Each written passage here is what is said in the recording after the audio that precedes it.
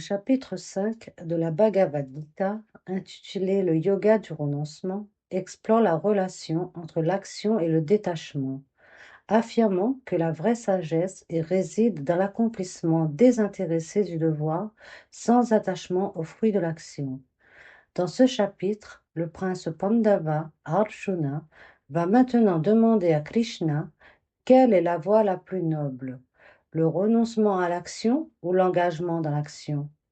Ce chapitre commence par une comparaison entre le sannyasa, le renoncement aux actions, et le karma yoga, l'action désintéressée. Krishna explique qu'il n'y a pas de différence essentielle entre ces deux voies lorsqu'elles sont pratiquées avec compréhension. Le vrai renoncement ne signifie pas rejeter l'action, mais abandonner l'attachement au résultat. Ainsi, celui qui agit avec détachement dans un esprit de service atteint la paix et la libération. Voyons ces concepts. Alors que le conflit intérieur d'Arjuna persiste, il cherche une réponse définitive sur le chemin à suivre. Il s'interroge sur la différence entre le renoncement sannyasa et l'action désintéressée, karma yoga. Arjuna se questionne. Krishna, tu m'as parlé du renoncement et du karma yoga. L'un implique de rejeter l'action, l'autre de l'embrasser avec détachement. Laquelle est la meilleure voie? Krishna répond. Oh Arjuna, le véritable renoncement ne signifie pas fuir ses responsabilités.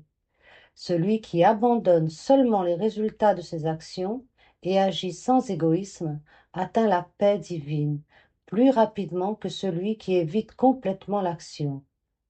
Premier concept clé, sannyasa, opposé à karma yoga. Le sannyasa est la voie du renoncement aux actes. Certains ascètes abandonnent complètement les actions du monde en quête de libération. Cependant, le karma yoga enseigne que l'on peut atteindre la même libération par l'action altruiste, sans attachement au fruit de l'effort. Krishna explique que ces deux voies sont en réalité une seule lorsqu'elles sont vécues avec compréhension. L'équanimité du sage. Krishna encourage Arjuna à développer une vision égale face à tous les êtres, en lui disant « Le véritable sage voit l'unité derrière toutes les apparences. Il considère avec égalité le brahmane érudit, le mendiant humble, le guerrier courageux et l'animal. Il ne discrimine pas et n'est pas affecté par les illusions du monde. » Arjuna demande. Comment peut-on percevoir cette unité quand le monde semble plein de différences et d'oppositions? Krishna lui dit, lorsque l'esprit transcende l'illusion de la séparation, il réalise que tous les êtres sont manifestations du soi divin. C'est cette vision qui mène à la paix intérieure et à la libération. Deuxième concept clé, l'équanimité, samadva. Samadva est la capacité à voir au-delà des apparences et des jugements. Un être illuminé ne fait pas de distinction fondée sur la richesse, le statut social ou l'apparence physique. Il perçoit chaque être comme une expression du divin et agit avec compassion et équanimité. L'illusion du plaisir sensoriel. Krishna rappelle à Arjuna que les plaisirs du monde sont temporaires et source de souffrance lorsqu'ils deviennent une obsession. Il dit à Arjuna, « Celui qui cherche la joie dans les plaisirs éphémères sera toujours insatisfait. Mais celui qui trouve la béatitude dans son propre cœur n'est plus esclave des désirs du monde. » Arjuna cherche à comprendre. Mais les plaisirs sont une part naturelle de la vie. N'est-il pas humain de les rechercher?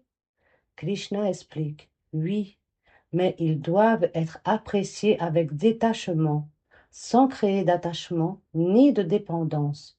Le bonheur véritable est indépendant des conditions extérieures et provient d'une paix intérieure inaltérable. Troisième concept clé, le détachement, Vairagya. Vairagya signifie renoncer aux attachements et aux désirs compulsifs.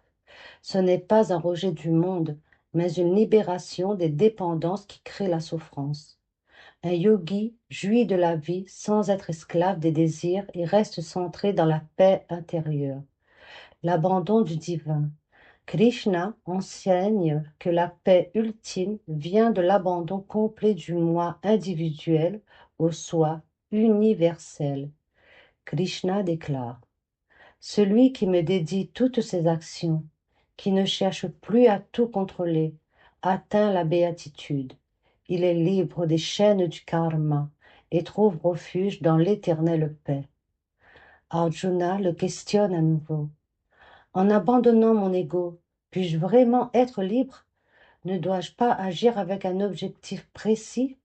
Krishna continue à enseigner à Arjuna et lui dit: agis avec détermination, mais sans attachement au succès ou à l'échec.